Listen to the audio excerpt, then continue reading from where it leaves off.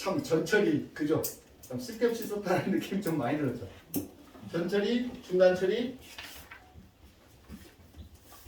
후처리. 자, 이거 끝나고 잊어버리기 전에 이제 연화 테스트, 그림 테스트. 아이고 참말로. 연화 테스트 가고. 자, 그러면 파마, 약, 크림치오 건강 하나, 손상 하나, 액상치오 열펌 하나, 손상 하나. 그 다음에 열펌 쪽에 시스테아민 하나, 멀티펌지 하나. 자, 그러면 파마 쪽에 전처리 일단은 제일 중요한 액상 PPT 하나. 맞죠? 이건 무조건 있어야 돼요. 자, 그 다음에 크림 타입의 LPP나 CMC. 자, 이거 있으면 되고. 자, 그 다음에 이제 수분 조절하는데 반드시 없어서는 안 되는 게 뭐죠? 그 특수 오일. 그 다음에 열을 다룰 때 꼭 필요한 뭐죠? 열보호제. 자, 이거면 돼요. 파마는. 여기에 조금 더 내가 뭐 pH 밸런스 이런 거 신경 써주고 싶거든. 그냥 pH 밸런스. 그런데 우리는 pH 밸런스가 나요? 아니면 파마 약으로 밸런스를 맞춰주는 게 나요? 오히려 파마 약으로 디톡스하면서 밸런스 맞춰주니까 오히려 이거 쓴 것보다 더 큰 효과가 있어. 유지력도 좋고. 그죠? 그래서 이거 파는 회사에서 나한테 이렇게 나쁜 새끼. 맞죠? 이거 가시면 돼. 자, 그러면 일단 요거는 뭐 꼭 필수니까 갖다 놓고, 그 다음에 LPP 요 크림 타입 하나, 벤티 하나. 그리고 제발 부탁하건데 LPP나 CMC, PPT 싸구려 쓰지 마요. 왜 그런가 하면 확실히 차이가 날 거예요. 제품이 좋은 제품, 나쁜 제품. 자, 여기서 전처리 하지 말아야 되는 모발, 경화되어 있는 모발, 경화되어 있는 모발, 해나 실실했던 모발, 뭐 탄 모발, 그죠? 그러니까 이런 모발 쪽에서 차라리 이런 크림 타입 트리트먼트, 그 다음에 아주 가는 연모, 연모 쪽에서 파마약 바르기 전에 경화되어 있던 모발에서 이 크림 타입의 이 아이를 바르면 약이 들어갈 수 있는 길을 막아줄까요? 열어줄까요? 왜 했어요? 오히려 약이 들어갈 수 있는 길을 우리는 샴푸를 해버렸는데, 약 바르기 전에 샴푸하기도 전에 우리 이걸 발라서 약이 들어갈 수 있는 길을, 특히 가는 연모 쪽에서 크림 타입 트리트먼트 잘못 써버리면 써주고 욕먹고 약이 들어갈 수 있는 길을 막아버린다니까요. 세상 바보지. 모발이 딱딱하게 경화되어 있는 모발에 머릿결 좋아지고 과잉화되지 말라라고 거기다가 트리트먼트 바르는 사람들이 어디 있어요? 그죠? 오히려 약의 양을 갖고 조절하셔야 된단 말이에요. 전처리는 솔직히 의미 없어요. 우리 건강한 모발도. 그러놓고 우리 추가 요금 받을 요량으로 특별히 언니한테 좋은 거. 이게 뭐요? 특별히 파마가 안 나오죠. 자, 그래서 전처리보다 중요한 건 중간처리죠. 중간처리. 자, 중간처리는 대부분 과연화가 발생됐을 때. 맞죠? 그러면 과연화가 조짐이 보일 때. 자, 이제 그게 언제쯤인지 아시겠죠, 이제? 그 상황에 따라 다 다르잖아요. 염색을 자주 했던 모발들, 그 다음에 탄머리들, 그 모발 상태에 따라서, 제가 그랬잖아요. 마지노선이라고요. 이 단계를 넘어서면, 약으로 요 단계를 넘어서면, 파마 약으로 할 수 있는 게 한계가 있다. 하지만, 가는 면모, 탄머리, 탈색된 모발은 그 선이 있거든요. 거기까지 계속 밀어붙여야 돼요, 파마 약으로. 그러니까 자실해지니까 우리는 뭐 그게 과연화가 됐는 줄 알았었거든요. 오히려 죽은 척을 했다라고 제가 표현하는 게 바로 이거였었던 거예요. 자, 과연화가 발생이 됐다든지 과연화 조짐이 보이면 거기에 바로 액상 PPT, 맞죠? PPT를 넣어서 과연하게 생기게 됐던 물질들을 아예 다 끄집어내버리자라는 거죠. 안 그러면 PPT에 액상 치오를 적당량 혼합해서 오히려 그 아이를 발라버려. 발라버리니까 이 아이가 침투하면서 모발에서 누적이 됐던 물질이 다 밖으로 밀려나오잖아요. 그래서 싹 걷어내고 더 이상 진행이 안 되고 여기다 LPP까지 다 빨아주면 그 끝부분 꼭 여기 몇 센치거든요. 근데 아예 처음부터 이 부분을 커트를 하고 들어가면 좋은데 손상된 모발을 가지신 분들의 공통점이 있잖아요. 뭐죠? 길을 꺼내. 안 잘라. 그러니까 과연화가 발생됐을 때 요때 PPT 너무 적고 액상, 자, 그 다음에 요 LPP 더 이상 약이 흘러 들어가니까 들어가지 못하도록. 자, 요때 좋고요. 또 이제 펌제를 도포하다 보면 특히 이제 겨울이나 여름 같은 경우는 히터나 에어컨 앞에서 펌제를 도포하다 보면 펌제가 침투하지 못한단 말이에요. 말라버린단 말이에요. 거기다가 또 물을 뿌리고 또 재도포하니까 모발이 훅 가는 거죠. 그때 오히려 PPT를 도포해도 좋지. 그러니까 확실히 파마 약보다 파마 약으로 약간 열어준 상태에다 PPT를 도포하니까 PPT를 받아들이는 속도가 굉장히 빨랐잖아요. 그때 같이 묻어들어가게 하기 위해서 그때 이 아이들을 꼭 활용해 주시라는 거죠. 그죠? 그런데 전 처리보다 중간 처리보다 더 중요한 게 바로 후처리죠. 자, 연화는 절단도 중요하죠. 수소결합, 이온결합, SS결합. 그 다음에 디톡스도 중요하죠. 그 다음에 저기 뭐지? 지금 다이어나 됐을 때 네. PPT하고 여성 치료한다 했잖아요. 그러면 이 아이하고 오히려 과연화가 됐던 부분에 적당량 혼합을 해 과연화가 되려고 하는 부분에 이 아이를 적당량 혼합해서 발라버려서 그러면 두 개를 반반 섞어 반반 섞든지 뭐가 있다. 때로는 요 PPT만 발라도 되고. 그런 이제 조절해서 예. 그러면 오히려 이 아이를 도포하니까 오히려 안쪽에 있는 걸 더 내버리거든요. 그때 우리가 싹 걷어내고, 그죠? 거기도 PPT만 도포하든지 LPT만 도포하든지. 과연화는 뭐 요거면 딱 끝나는 거잖아요. 근데 거기다 물 뿌리고 뭐 pH 밸런스 뿌리고 그러지 말아요. 파마 약으로. 근데 솔직히 1차에나 액상 치료 받았을 때 그때 벌써 거의 다 요게 해결이 돼요. 근데 파마 약으로 해결이 되지 못하는 부분이 분명히 있어요. 꼭 그런 부분에 이런 트리트먼트 힘을 들이시는 거죠. 자, 근데 연화는 절단도 중요하죠.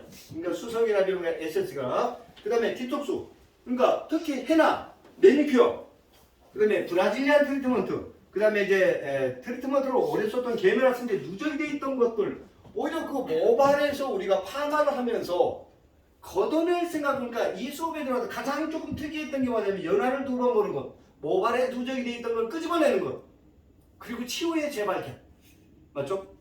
그걸 할 수 있는 게 디톡스. 근데 절단도 중요하고 디톡스도 중요하지만 채움도 중요하죠. 비워진 부분에 채울 수 있는 가장 좋은 상태가 연화가 되어 있는 상태. 근데 저는 전처리 거의 안 해버리잖아요. 파마 약의 양이나 수분 양을 갖고 조절하잖아요. 거의 막 원터치로 다 들어가 버리잖아요. 그죠? 그래서 끝머리 쪽은 제가 손바닥에 손등에 도포되는 양만 가지고 조절하잖아요. 그리고 중간 처리는 이렇게 대부분 과연화나 촉진을 시켜줄 때. 그런데 제가 꼭 약을 바를 때 그 자리에 딱 지켜져 있고 헹굴 때 반드시 제가 쫓아가잖아요. 두 번째, 왜? 채우기 가장 좋은 상태가 모든 연화가 끝난 상태. 1차, 2차 연화 끝내고 깨끗하게 헹군 상태. 그죠? 그때 어떻게? 모발이 좋아하는, 정말로 이때는요 너무 좋은 제품 쓰셔야 돼요. 왜 그런가 하면 이 후처리는 연화 후에 모든 연화 후 헹군 다음에 타월 드라이 한 상태에서 지금 우리가 1차, 2차 연화를 한 걸 에센스가를 절단하려고 약을 발라서 애를 써놨잖아요. 그런데 싸구려 LPP나 PPT를 써버리면 너무 매끄럽기만 한 것들, 그 매끄럽기만 했던 것들이 뭐죠? 실리콘 아니면 뭐죠? 양이온 계면을 상징하잖아요. 이 아이가 절단된 SS결합 사이에 들어가 버리면 아마도 분명히 연화가 잘 됐는데 과하게 트리트먼트를 바르니까 컬이 확실해졌던 적이 있었을 겁니다. 맞죠? 그래서 이때는요 반드시 이 제품은 물에 녹는 수용성, 그리고 중화를 했을 때 SS결합이 재현이 될 수 있는 아주 질이 좋은 수용성 트리트먼트를 쓰시라는 거예요. 왜? 파마 약값이 확 줄어들었잖아요. 대신 이 아이를 좋은 걸 쓰시라는 거예요. 너무 중요하죠. 깨끗하게 헹구고 타월 드라이한 상태에서 PPT 넣고, PPT를 넣어주면 수분이 쫙 빠지고 여기는 샴푸질을 하는 거예요. 그 수분 딱 밀어내고 LPP 딱 도포해주는 거예요. 그리고 여기에 디지털 펌이나 세팅 펌을 할 거라면 요 2차 클리닉을 통해줬던 후처리 클리닉을 통해줬던 이 클리닉 제품을 굳이 헹굴 필요가 없어요. 로또 온도가 실온에 시작하니까. 하지만 아이론이나 매직은 기구 온도가 설정이 되어 있잖아요. 요 트리트먼트가 모발에 남아있으면 오히려 기구 작업하는데 굉장히 방해 요소가 돼요. 요 2차 클리닉을 하고 살짝만 헹구고 타월 드라이 한 상태. 그러니까 오히려 디지털이나 세팅 같은 경우는 헹구지 않으면 훨씬 더 큰 효과가 있거든요. 기구 온도가 실온이니까. 그죠? 로또 온도가. 자, 여기까지 채울 수 있는 것까지. 그러니까 큐티클 점don시키고 모류 방향 잡아주고 그 다음에 송로나 보고 깨끗하게 거기다 누젤되는 깨끗하게 헹군 다음에 2차 연화를 통해서 내가 컬을 갈 건지 게를 갈 건지 그리고 나서 모발을 구성하는 물질하고 비슷한 물질 딱 채워주는 거야. 여기까지가 연화 과정이에요. 여기까지가. 요 2차 클리닉, 후처리 클리닉까지를 더블 연화의 과정으로 보시면 돼요. 요걸 설명하기 위해서 지금까지 4주간 일생 난리를 친 거예요. 이제 정리가 되죠. 그런데 우리는 정말로 그리고 요 2차 클리닉을 통해서 요 클리닉 제품이 열품의 수분의 역할을 하는 거죠. 요 수분이 많기 전에 와인딩을 끝내야 되는 거죠. 그래서 아이론 파마 같은 경우는 와인딩 하는 시간이 기니까 그 긴 시간 동안 SS까지 재개가 된다. 그것까지 더 감안해서 저 연락을 좀 더 봤던 거고. 여기까지 내용 중에 질문. 이게 제 파마의 기본 원리였었던 거죠. 그러니까 이런 과정 다 끝내버리고 우리는 일반 파마하면 생각해요. 손님한테 미안하잖아요. 약 발라가지고 모발에 누적된 여러 가지 있는데 거기다 기존의 컬에 또 컬 걸겠다고 로또를 말아버린 게 우리예요. 후처리가 저는 1차 연화해서 샴푸하고 1차 연화 샴푸할 때 거기서 채움을 다 해주고 2차 연화 때는 그냥 물로만 깨끗하게 해주거든요. 저는 뭐가 따라 다르긴 한데 그 채움을 2차 연화하고 채워야 되는지 1차 연화하고 저희는 1차 연화하고 채움을 많이 했거든요. 우리 원장님 하루에 몇 끼 드시죠? 두 분 다 해요. 전 그렇지 마. 근데 아이도 좀 늘어지고 있더라고요. 2차 아이고 이게 큰일 많이 하면 늘어져요. 1차 그러면 아이론 해야 될 모발은 1차 연화 끝나고 헹궈놔서 클리닉 하지 마요. 네, 그냥 그러니까. 물을 빼는 정도만. 그때는 2차에서 하라고요? 예. 아. 그리고 나서 2차 쪽에는 조금 그리고 오히려 아이론 파마 쪽에서 늘어짐이 현상이 많이 나타나는데 확실히 LPP 아무리 좋은 걸 써도 여기에 이 아이들을 많이 써주면 컬 늘어짐이 확실히 생겨요. 특히 가는 연모 쪽에서 그래요. 그래서 연하고 웬만하면은 저기 그 채용 잘 안 하려고. 절대로 클리닉 하지 저기를 LPP 크림 타입 트리트먼트를 쓰지 말아야 되는 모발에 아주 가는 연모예요. 이거 해주면 연화를 아무리 더 봐도 확실히 컬 늘어짐이 생겨요. 그냥 불안하니까 잔뜩 발라놓고 그것 때문에 컬 다 늘어졌던 거예요. 그래서 여기 민수를 2차 끝나고 하라고요? 예. 그런데 한 번도 컬이 안 나왔다든지 너무 가는 연모는 되도록이면 여기에서 그냥 열보호제하고 오일만 갖고 와인을 하셔야 돼요. 네. 근데 오히려 이 아이를 써주면요 우리가 생각했던 것보다 모발에 흡수를 많이 해버리더라고요. 그래 컬이 확실히 들어져요. 가는 연모 쪽에서 전처리해서 그 다음에 송연화를 못 봐서 그 다음에 후처리 클리닉을 너무 많이 높여서 컬이 다 늘어져요.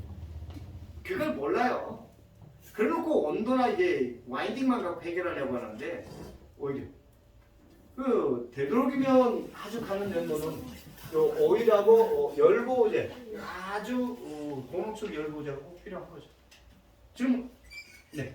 그 시크릿 오일 말고요. 열보호제는 주로 제품들이 많잖아요. 네. 성분이 자 무엇이- 열보호제는 왜 그런가 하면 이제 제가 수분 쪽에 말씀드린 거기까지만요. 일반적인 끓는 점 때문에 그래요, 원장님. 왜 그런가 하면 끓는 점 이게 일반적인 물은 95도나 100도에서 끓잖아요. 네. 그런데 그냥 클리닉 안 하고 수분을 남겨두면 컬은 제일 잘 나와요. 그런데 이 그냥 수분이 남아 있으면 어떤 전기구도 120도 이상 올릴 수가 없죠. 치 끓는 소리가 나요. 그죠? 그런데 요 똑같은 수분이 10개가 있는데 끓는 점이 높은 열보호제는 여기에 140도 기구 온도를 높여도 칙소리도 안 나거든요. 그리고 아이론 파마 쪽에서 너무 중요한 게 두피 가까이 뿌리를 잡아야 되잖아요. 그런데 거기에 그냥 물을 내비두면 120도 온도를 밑으로 더 올릴 수가 없잖아요. 수증기가 나와서 뜨거 소리 나잖아요. 그래서 제가 오일을 바를 때 열보호제를 바를 때 어디 두피에 지문에 말해서 두피를 칠하고 있던 거죠. 끓는 점 때는.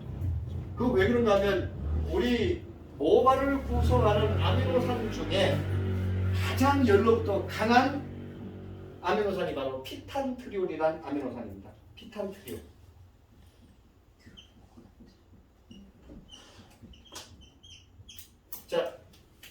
그래서 오일도 저는 베이비 오일을 쓰라고 했더니 그게 끓는 점이 200도예요.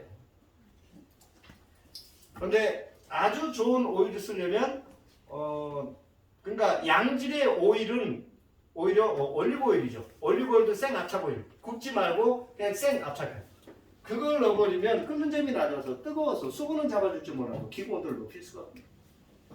그리고 요 오일 아까 말씀드렸던 그 오일은 애기 피부에 발라도 아무 문제 없고 열보호제. 그 다음에 더 중요한 건 여기다 절대로 바르지 말아야 되는 게 바로 이런 휘발성 오일, 후처리 오일이에요. 이 아이들은 열을 흡수를 시켜버려요. 그리고 솔직히 이 모발 표면을 매끄럽게 만들어주는 물질이 뭘까요? 실리콘 아닐까요? 그 아이들이 지금 현재 와인딩 하기 전에 그 오일을 발라버리면 절단된 SS가 차이들 나서 컬이 다 늘어짐이 생겨요. 그러니까 제발 그 오일을 쓰라고 해도 왜 동백 오일을 찾고 뭐 아스파리를 찾고 왜 그런지 모르겠어요. 쓰면 되지. 그럼 열보제로 이 오일만 써도 돼요? 아니면 뭐 에이 오일하고 원장님 열보지 않나니 별도 가세요. 아니, 그냥 저 이따 갈 때 이거 우리 원장님 그 문어 3개 그때 사갔던 거 보라. 있어 있는데 그 성분이 도대체 어떤 거? 그냥 믿어. 오강렬이를 믿어. 좋아. 그러니까 뭐 우리가 그거 그냥 원장님 피탄트리오 끓는 점. 네. 왜? 수분은 남녀나이 컬이 생기잖아요. 근데 어떤 수분지에 따라서 모발이 그러니까 젖은 종이를 햇빛에 말리면 종이가 빨리 마르는데 종이가 어떻게 돼? 찌글찌글해지죠? 그러지 말고 지금까지 약으로 큐티클 다 정돈시켰는데 그 수분이 증발할 때 발포 현상 때문에 수분 발포 현상 때문에 거칠어져요. 근데 오히려 요 열보호제들은 확실히 차이가 많아요. 그래서 제가 딱 필요한 것만 제가 잡아주잖아요. PPT, LPP, 열보호제. 좋은 거 쓰세요. 여기서 뭐 아끼려고 쓰지 마. 그까지 그 15,000원, 2만원짜리 가져가면 1년 쓰는데 그거 뭘 싼 걸 쳐고 앉아있어 그래. 다 썼는데 네. 50명 이상을 하셨어요. 얼마? 제가 열보호제를 만들어 썼었는데요. 왜 제가 그냥 오일을 사서 쓰라고 하는 이유가 바로 그 수분 에센스를 제가 만들어서 전국 유통을 다 시켰단 말이에요. 근데 맨날 나가 몇 개씩. 근데 저는 오일 사야 되지, 열보호제 사야 되지, 충진시켜야 용리 사야 되지. 들어갈 때는 목돈이고 나중에 보면요 돈도 없고 물건도 없어요. 그 들어가는 목돈이고. 그래서 제가 그냥 열보호제 전용 제품 나온 거 있잖아요. 거기다가 그 오일이죠. 사 쓰면 수분 조절 끝이에요. 됐죠? 정돈이 되죠? 질문? 연합 테스트. 아니 여기까지 지금 아니 들어가. 전체 중간 전체 됐어요? 네. 네. 자 그럼 연합 테스트 갑시다.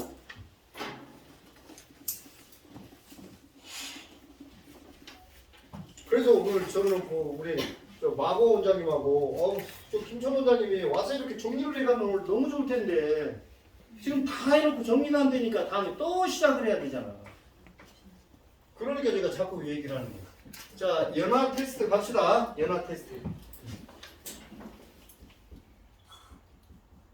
자 첫날 와서 아니 건강한 연하를 보게 해달라며 연하 테스트를 끌어당기고 앉아있고 꺾어보고 앉아있고 그리고 이 시간이 지났는데 이게 왜 연하가 안 되지 왜 안 당기지 이거 묻고 있잖아요. 그죠? 그러면 생각해봐요. 당겨서 많이 늘어나고 꺾어서 꺾어진 거니까 100% 과연화 아닌가? 그죠? 근데 그건 아주 건강했던 모발에서는 그게 맞죠. 근데 그런 모발이 있나요? 없잖아요. 자 그래서 연하 테스트 저는 무조건 시간을 보죠. 펌제 작용 시간. 약을 발라서 그 자리에서 자지러지는 건 바르지 말아야 될 약을 바르고 과잉 반응이잖아요. 우린 그거 지금 다 연하를 봤단 말이에요. 왜 그런가 하면 어떤 약도 수분이 침투하고 알칼리가 이온계가 절단시켜주고 뭐 피질 안쪽에 있는 에센스가 절단해 줄 수 있는 시간이 필요하잖아요. 그 시간이 최대 15분이라고 그랬어요. 그러니까 15분이 지나면 여기서 내가 원하는 연화가 안 돼 있으면요 다시 재도포를 하셔야 돼요. 굉장히 중요한 게 약이 도포되어 있는 시간이 15분이 지나버리면 자 지금 모발에 도포되어 있는 파마 약의 환원제는 다 날아가서 긴 껍데기란 말이에요. 그리고 우리 모발은 정말로 특이한 게 요 SS 값이 절단이 돼 있잖아요. 이렇게 절단이 돼 있으면 중화할 때까지 절단이 돼 있는 상태로 남아있질 않다니까요. 자연 산화를 우리는 완전히 개무시하거든요. 중화제 없는 약 이틀 동안 내비두면, 그죠? 중화제 없는 파마약이 있잖아요. 어떤 파마약도 이틀 동안 내비두면 절단된 SS값은 반드시 재결합을 합니다. 왜 그런가 하면 15분이 지나면 100개 정도의 SS값이 절단됐다 쳐요. 그러면 모발 안에 1000개의 SS결합이 있으면 SS결합을 이루지 못한 시스틴은 50에서 100개가 있고, 시스틴을 이루지 못한 시스테인도 50에서 100개가 남아 있어요. 그러면 SS값이 절단이 되어 있는 상태는 시스틴 양이 무지무지 많아진 거죠. 시스틴 양이 많아졌다는 것은 재결합할 수 있는 확률이 높아졌다는 거예요. 약이 도포되어 있는 상태에서도 먼저 절단이 된 SS값은 반드시 재결합을 이룹니다. 그런데 우리는 이걸 전혀 모르고 있는 거죠. 그러면 여기에서 100개가 절단이 됐으면 시스틴은 200개가 되어진 거예요. 그리고 먼저 절단된 시스틴하고 다시 재결합을 하고 있는가 게 아니고 어떤 시스틴하고도 재결합을 할 수 있는 거죠. 공유 결합이라는 얘기 들어보셨죠? 공유. 시스틴은 어떤 시스틴하고도 모발 안에 있는 시스틴하고도 재결합을 이룹니다. 그러니까 어떤 약도 15분이 지나버리면 그냥 내비두어 버리면 연화를 더 보려고 더 내비두잖아요. 절단하는 양보다 재결합하는 양이 많아져요. FCK라고 바로 이제 산페리 정수라고 얘기하죠. 모발은 조금만 우리가 깊숙이 들어가 버리면 이만큼 재생 능력을 갖고, 그래서 제가 대놓고 진짜 이 의사로 한판 붙어보고 싶다라는 게, 머리카락이 죽었다라고 얘기하는 게, SS값이 절단도 되고 재결합을 하는 게 이게 왜 죽었느냐는 얘기예요. 죽을 때까지 자라는 게 왜 죽었어요? 이게 우리가 스스로 얘기잖아요. 죽은 세포들이 사멸한 세포들을 집합되라고. 이 죽은 놈이 왜 파마가 되고 왜 클리닉이 되는데? 그리고 SS값이 절단되기도 하고 재결합하기도 하잖아요. 물론 중화제의 힘도 비극이지만 이거는 죽어있는 게 아니에요. 완전히 죽어있으면 이 자리에서 떨어져 나가야 되는 거예요. 그냥 모공 속은 살아있대. 그럼 그 경계 지점이 뭐냐 이게. 그러니까 왜 머리카락을 죽었다고, 우리 미용사 스스로도 머리카락 죽어있는 물질이라고 생각하잖아요. 근데 손톱 죽었다는 얘기는 안 하대? 똑같은 물질인데. 이 정도로 그래서 어떤 약도 15분이 지나서 내가 연화를 더 보려면 무조건 다시 도포하세요. 재도포할 때 어떤 약을 재도포할 건지. 그래서 크림약으로 열어주고 액상약을 집어넣어서 빠르게 침투할 수 있는, 크림약은 원하는 부분에 원하는 약을 정확하게 도포할 수 있지만 침투 속도가 느리잖아요. 그냥 크림약은 열어주고, 그죠? 그 다음에 액상약으로 활동성으로 침으로 가용 안 하는 거예요. 바쁘다며. 자, 그래서 15분이에요. 그래서 저는 펌제 착용 시간. 근데 15분 안에 과일화가 막 진행이 되는 건 약을 많이 발랐던지 모발에 적합차가던 약을 발랐던 거예요. 자, 시간으로 보고, 자, 두 번째 저는 색깔로 봐요. 색으로. 색. 자, 색은 두 가지로 보셔야 돼요. 모발의 색. 자, 대부분 펌제를 도포하면 1차 도포하고 나면 모발이 밝아져요, 어두워져요? 자, 밝아진다는 것은 뭔가 간격이 벌어진 거죠. 파마약을 발라서 모발의 색깔이 많아지는 건 아니잖아요. 그죠? 뭔가 이게 부피가 불어나니까 밝아지면 당연해요. 그런데 모발의 색이 밝아지고, 그보다 더 중요한 건 밀려나오는 색. 특히 디톡스 할 때 시간이 지나면서 모발이 본래 갖고 있는 색소가 빠져나오잖아요. 특히 산화 연모제는 큐티클에 물들어져 있을까요? 모피질에 물들어져 있을까요? 모피질 안쪽에 중합이 되어 있는 거잖아요. 그런데 그 색소가 빠져나왔다는 것은 이만했던 색소를 파마약에 배합된 알칼리나 환원제가 쪼갰다라는 거죠. 쪼개니까 밖으로 밀려 나오는 거잖아요. 그러면 파마약에 배합된 알칼리나 환원제가 색소만 쪼갰을까? 아니죠. 색깔이 빠져나오는 것만큼 수소계나 미용계나 에이스가 절단이 됐겠죠. 그래도 저는 대부분 밀려나오는 색깔이 모발의 원래 색깔, 요 핑크색이 빠져나오기 시작하면 연화가 된 거죠. 그죠? 색으로 보고 그 다음에 이제 컬 풀림으로 보고. 자, 연화가 되려면 기존에 만들었던 컬 정도는 풀려야 되는 거 아닌가? 그죠? 그 다음에 제일 쉬운 게 곱슬이죠. 약으로 곱슬을 교정해주시면 연화 된 거지. 근데 곱슬을 피면서 이 꺾어보고 땡겨보는 사람들 보는데 왜 그러냐 그럽니다. 이거 연화 왜 연화하려고 연화하네. 야 곱슬 펴려고 연화했으면 약으로 곱슬 펴줬으면 연화가 된 거지. 그걸 뭐 땡겨? 그죠? 그 다음에 로또를 말아보든지 맞죠? 로또를 말아서 2, 3분 정도 내리는 컬이 만들어지는 정도를 보면 우리가 연화가 가늠이 되잖아요. 그러니까 연화 테스트가 가장 힘든 이유는 모피질 안쪽에 있는 SS 값이 얼마나 절단되는지 안 보이는 거잖아요. 모피질 안쪽을 들여다볼 수도 없는 거고 감을 잡아야 되는 거죠. 자, 그 다음에 이제 컬이 있었던 모발을 세워보는 것도 있고 그 다음에 특이하게도 연화가 됐을 때 그 특유의 냄새가 올라와요. 왜? 이 시스테인이 알칼리에 의해서 일부 용해가 되면 그 약간 황냄새 비슷한 로트파마하고 중화하려고 캡을 딱 벗겼을 때 훅 오르는 냄새 있죠? 그 냄새가 약을 발랐을 때 올라온다니까요. 근데 그 냄새가 오래 나진 않아요. 특히 염색했던 모발들은 아모니아 냄새가 확 올라오고요. 냄새로 보고 나머지 꺾어보든지 당겨보든지 그러니까 윤기로 보고 결국은 이거예요. 감. 이건 뭐 예측을 해야 되는 거지 정확하게 몇 프로가 연화가 됐다 그거 알 수가 있어요?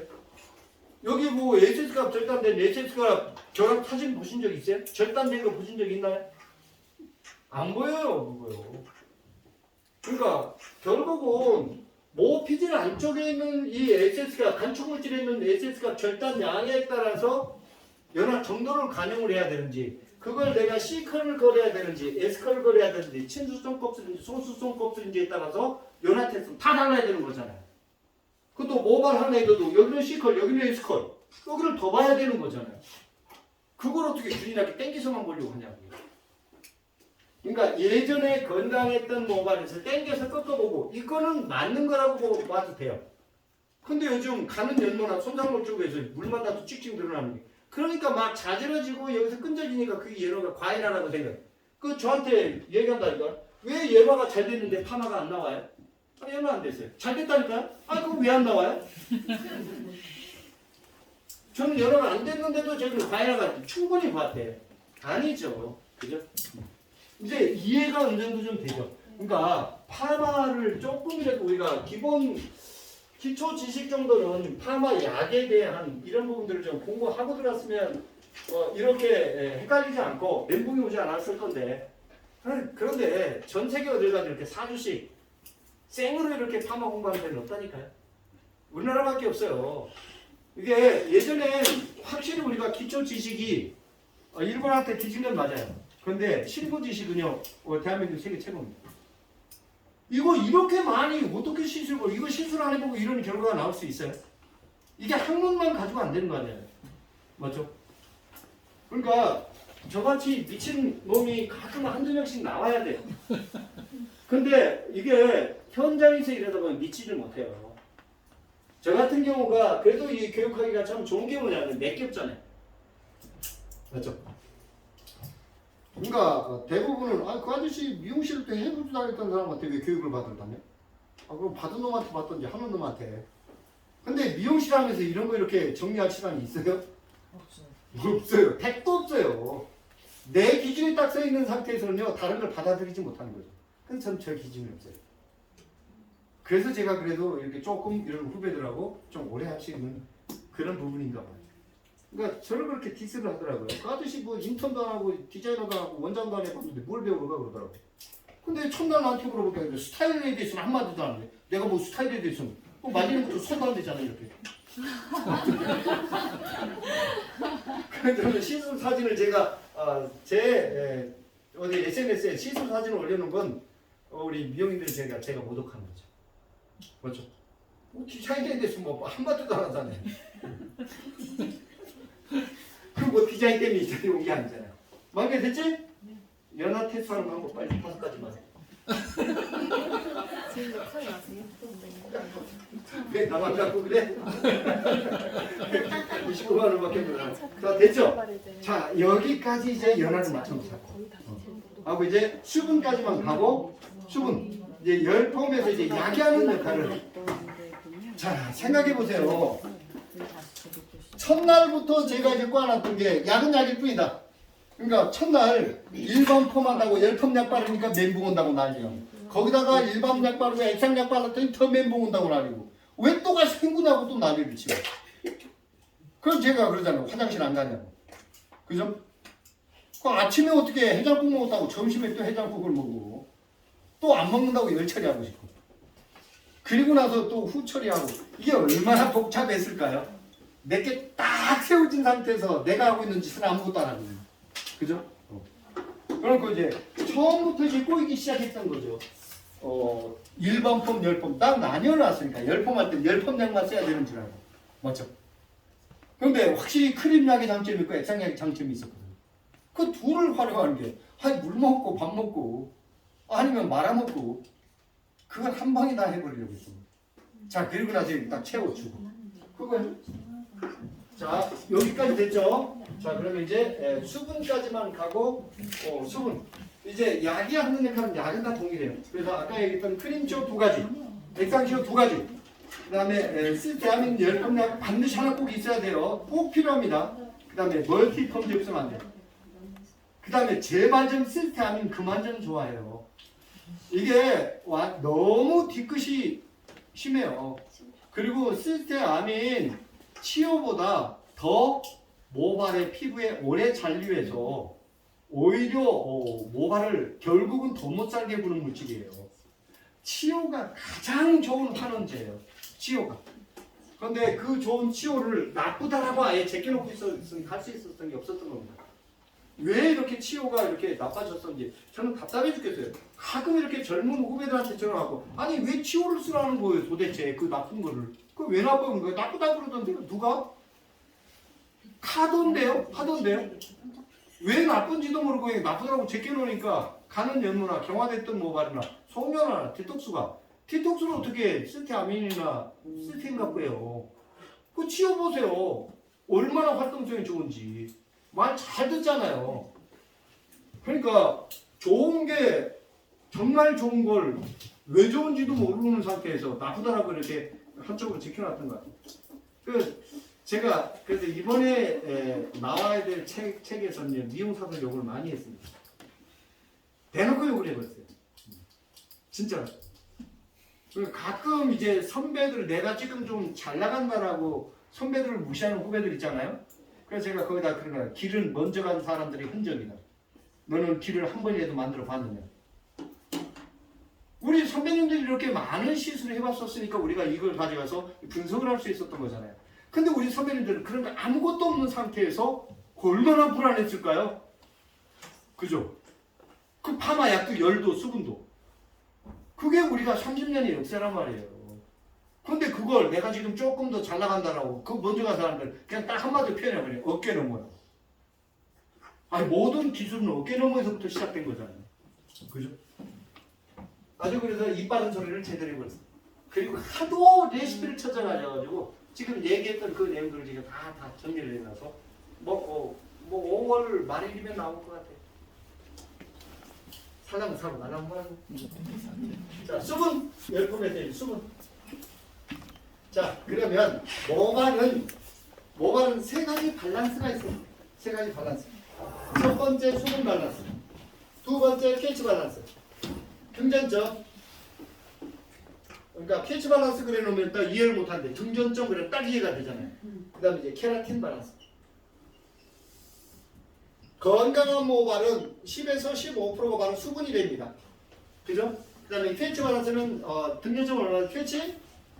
4.5에서 5.0 정도? 맞죠? 요거만 맞아도 모발 손상이 없어요.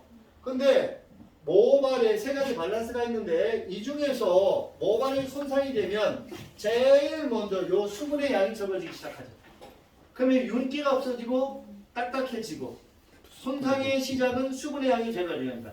알카리성을 띠고 있는 아미노산이 산성의 성격으로 바뀌는 것에서 모든 노화가 시작이 되는 거예요. 이게 요겁니다. 알카리성을 띠고 있는 아미노산이 산성화가 되어버리는 거. 이게 바로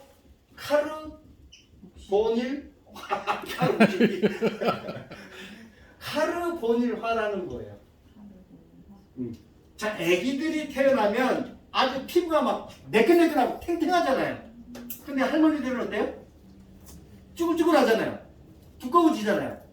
그리고 수분이 나다가 흔적이 보이잖아요. 그게 뭐죠? 주름. 근데 그 시작은 이거죠. 카르보닐화. 알카리성을 띠고 있는 아미노산이 산성화가 되거든요. 이런 건 적지 마. 이건 신체 해부학에서 나오는 거예요. 이런 것까지 알 필요 없어요. 그래서 제일 먼저 요 수분이 날아가는 거죠. 그런데 아까 연화를 끝내놓고 2차 클리닉을 통해서 우처리 클리닉을 통해서 어떻게 모발은 그냥 생으로 봤을 때 모발이 100이라면 여기서 모발에서 약한 모발 전체 양의 20% 정도의 수분을 흡수하면 줄줄줄 흘러내린대요. 우리가 파마를 깨끗하게 헹궜어. 2차 클리닉, 그 다음에 타월 드라이를 하고 어떻게 흘러내리지 않을 정도의 PPT하고 LPP를 채워주자라는 거죠. 제가 저기서 깨끗하게 헹구고 2차 클리닉을 하고 여기서 잊지 말라고 제가 치킨 타월이라고 자꾸 얘기하잖아요. 치킨 타월로 수분을 젖어낸 상태, 모발 전체를 흔들면 한두 방울 튈까 말까 한 정도 있죠. 그게 몇 프로? 내가 그걸 어떻게 알아? 그죠? 그 정도 수분. 그 수분, 요 모발 전체 안에 10에서 15%를 터먹은 거죠. 누가 봐도 수분이 있어. 하지만 흘러내리지 않는 정도 수분. 이게 디지털 세팅 아이론 펌할 때 수분입니다. 그러니까 요 수분이 마르기 전에 와인딩을 끝내버려야 되는 거예요. 그런데 요 수분을 다 말렸던 내 집은 어떤가요? C컬도 안 나와. 컬이 너무 나오는 곱슬머리가.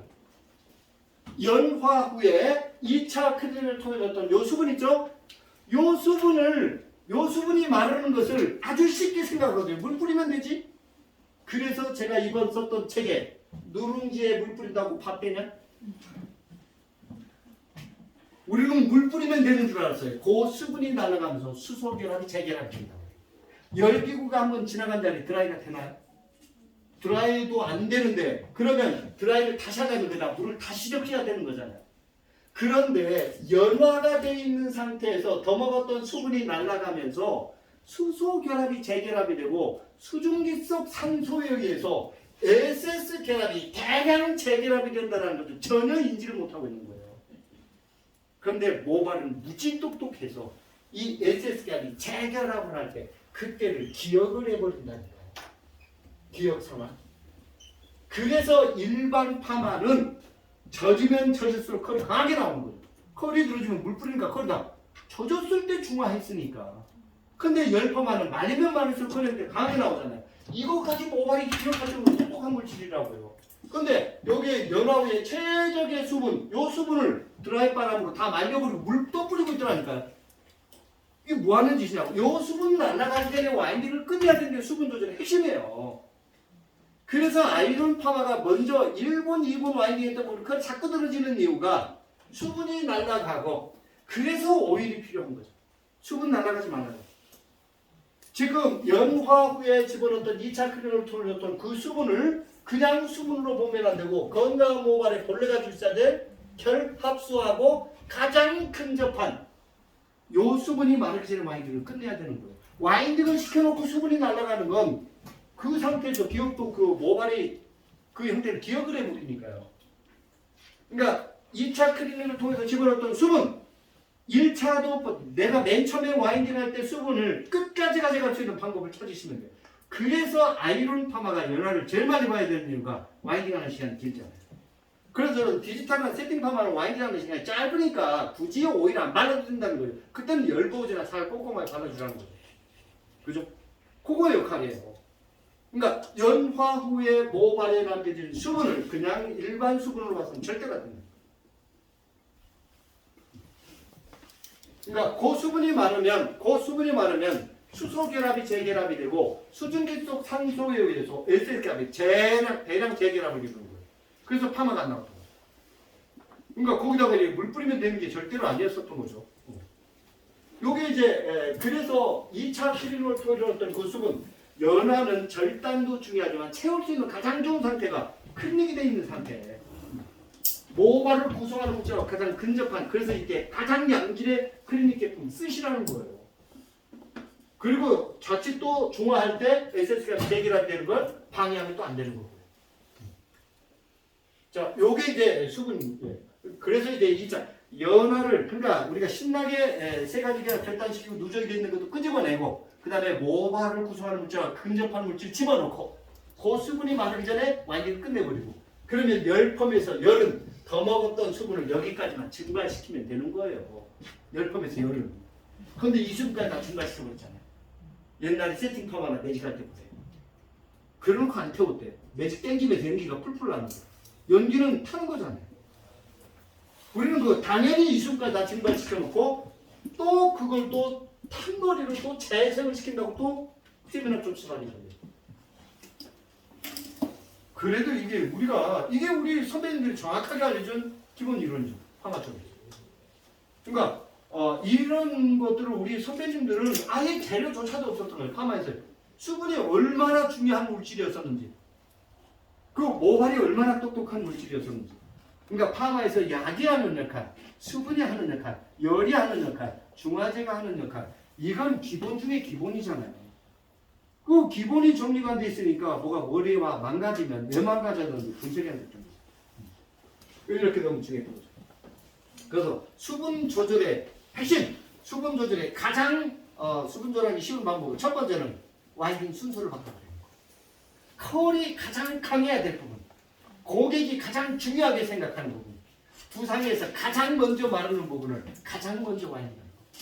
물 뿌리면 되는 게 아니라 그랬어요. 근데 우리는 당연히 맞으면 물 뿌리면 되는 줄 알았어요. 그래서 제가 대놓고 얘기했다잖아요. 누군데 물 뿌린다고 봤대냐? 이번 책은 이렇게 공개를 해버렸어요. 뭐 해도 말을 안 들어버리니까. 그걸 당연히 그렇게 생각합니다. 육포에 물 뿌린다고 육회 되냐고 제가 물어요. 전혀 다른 물질이 되버리잖아요. 그죠? 그래서 와인딩 순서를 바꿔버리고 두 번째는 에어컨이나 히트하우스 와인딩 하지 마셔야 돼요. 그 다음에 반드시 그 특소를 하나 갖다 놓으세요. 1시간이 지나면 다 말라. 그러니까 와인딩 순서만 바꿔버리시면 돼요. 그러니까 특히 아이론 파마가 힘든 게 바로 그겁니다. 와인딩 하는 시간이 길죠. 그거 가져가시면 그래도 어쩔 수 없이 마르면 그냥 물 뿌리지 말고 아까 PPT 있잖아요. PPT하고 모피질 안쪽에 그냥 꼭 넣어서 모피질 안쪽으로 집어넣어야 돼요. 그러니까 다시 넣으려고 하지 말고 마르지 않도록 잡아주는 게 굉장히 중요하고 그것만 생각하시면 돼요. 그러니까 모든 건 연화만 되고 열보지하고 수분, 오일만 딱 사서 놓으면 아이고 수분 조절은 끝나요. 그런데 거기다가 휘발성 오일로 에센스 바르면 안 돼요. 엉뚱한 걸 얘기를 하니까 저는 왜 가르쳐도 저도 못 먹는다고 그냥 난리를 치는 거예요. 그냥 나온 게 아니고 저는요. 이게 제가 다 지금까지 얘기하는 부분은요. 어떤 누가 학자가 연구를 해서 나온 게 아니고 다 우리 현장에서 저의 장점은 전국에 있는 고수들을 다 만날 수 있는 거잖아요. 오히려 제가 가면 하던 일을 멈춰놓고 미안할 정도 손님 세우고 제 펴서 앉는다니까. 가서 일해 그래야 된다니까. 그분들의 공통점 안에서 찾아내고 나름대로 이런 부분들을 제가 해결하지 못하는 부분들은 제가 좀 인맥이 좀 있어요. 제가 원하면 열에 관련된 박사, 수분에 관련된 이쪽 인사들을 다 만날 수가 있으니까 화학자들. 그분한테 자문을 구해서 이렇게 정리를 해서 만들어낸 거예요. 그래서 저 책이 그렇게 좀 나갔던가 봐요. 지금도 꾸준히 나가는 거 보면 그런가 봐요. 그게 그렇게 정리가 됐던 게 그거밖에 없잖아요. 그래서 여기까지 수분 가고 이제 열은 더 먹었던 수분 여기까지만 요거 이상을 증발시키면 안 돼요. 근데 매직이나 세팅 파마 예전에 보세요. 로트에 머리카락이 다 끊겨져 나오고 그러니까 열이 약해서 파마가 안 나오는 줄 알았어요. 요 더 먹은 수분을 여기까지만 증발시키면 열 파마는 무슨 결합을 이용한 겁니까? 수소는 물에 의해서 발생되는 거죠. 요 수분을 열로 말리면서 더 강하게 재결합하는 거죠. 근데 일반 펌하고 열 펌하고 차이죠. 요 수분이 있는 상태도 중요한 거. 약을 헹궈놓고 모발로 구성하는 물질과 비슷한 수분을 열로 그 수분만 증발시키고 중화하는 거. 그러니까 더 탄력이 있고 윤기가 더 생겨나는 거죠. 아 이거 대단한 열펌에서 정말 중요한 기초 지식이잖아요. 근데 우리가 솔직히 지금까지 열을 가르면서도 내가 170도를 두고 4분 열 처리하고 아니면 5분 열 처리하면서 그게 파마가 나오는 걸 알면서도 이 열이 하는 역할이 무엇인지 정도는 그죠? 그걸 알려는 생각을 안 했단 말이에요. 이제는 알아야 돼요. 어쩔 수 없어요. 오히려 적당한 열은 모발 건강에 도움이 되기도 하지만 모발이 견디지 못하는 온도는 치명상을 했거든요. 그래서 끓는 점이 중요하고 그래서 제가 오히려 자꾸 적어서 열보제가 왜 필요한지 같은 온도에서도 모발이 상처를 입을 수도 있고 더 좋아 보일 수도 있다는 거죠. 확실한 건 적당한 열은 모발 건강에 도움이 되기도 하잖아요. 문제는 과열이 문제죠. 그러니까 모발이 지금 다 딱딱하게 경화가 됐던 거죠. 그래서 이렇게 첫 번째 사주 들으면 뭔가 이렇게 틀이 잡히는가 싶은데 한 번씩 또 올 때마다 뭔가 확신이 딱 내게 만들어져요. 하지만 이제 기본을 무시해서는 절대로 우리가 살아남을 수가 없어요. 모든 기술은 기본이 딱 정리가 돼 있는 상태에서 만들어져야 돼요. 기술은 충분하다고 봐요. 근데 이제 몇 가지 해결하지 않았던 부분들이 이제 뿌리 살리는 거라든지 모류 방해라든지 파마약 같은 것들 공부를 솔직히 누가 시켜준 적이 없었던 거죠. 그러니까 아주 유명한 우리나라 대기업에서조차도 그냥 약을 팔려고만 했었지 그런 부분을 이제 정확하게 인지를 하고 저 오늘 어떤 영상 보고 나 뜨거워 죽겠어요. 우리나라 제일 유명한 회사에 가고 약장 살라고 할 때는 좀 그렇더라고. 그 약을 대놓고 선전하려고 그러더라. 제일 못하는 게 뭐 이야기 좋더라고 얘기는 해야 되는데 뭐라고 얘기를 해야 되나. 그죠? 근데 이게 지금 이걸 제가 이제 깔딱고개라고 얘기했던 거예요. 이걸 넘어서야지 이제 뭔가 다른 게 더 보이거든요. 지금 다 여기까지는 열심히 왔어. 더 넘어서지 못하고 멘붕이 다 왔던 이유가 기본을 무시해서 기초 이론이 내가 쓰고 있는 게 어떤 약인지 모발이 어떤지 고객이 파마를 왜 하려고 하는지 이게 내가 할 일인데 그게 정리가 안 돼 있는 상태에서 자꾸 그러니까 뭐 기도하고 이러지 않았으면 좋겠다라는 요즘에 우리 이런 후배들은요 SNS에 그렇게 올리더라고요. 제발 나 기도하지 않고 나 이 가슴 떨리지 않고 파마할 수 있는 방법 없을까요? 라고 이렇게 요즘에 표현들을 한다니까. 그게 현장에서 풀지 못해요.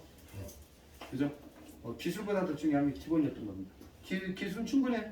그리고 우리 미용인들이 뭐 새로운 기술 나오면 이게 먹고 사는 생존이 걸리는 문제이기 때문에 받아들입니다. 근데 이제 그 멘붕이 왔던 이유가 내 기술에 기본이 없었던 거예요. 그러니까 여기가 손들리고 저기가 손들리고 여기가 3초만 저기가 하면 또 이만하니까 그게 이제 가려듣지를 못했던 거죠. 그러니까 또 일부 교육하시는 분들은 다 내려놓고 나를 따라와라 그러죠. 나를 따라오고 있던 놈들이 제일 먼저 죽어버렸죠. 살아남은 놈이 없잖아요. 내 기기에 내 약이 최고다라고 얘기했기 때문에. 그죠?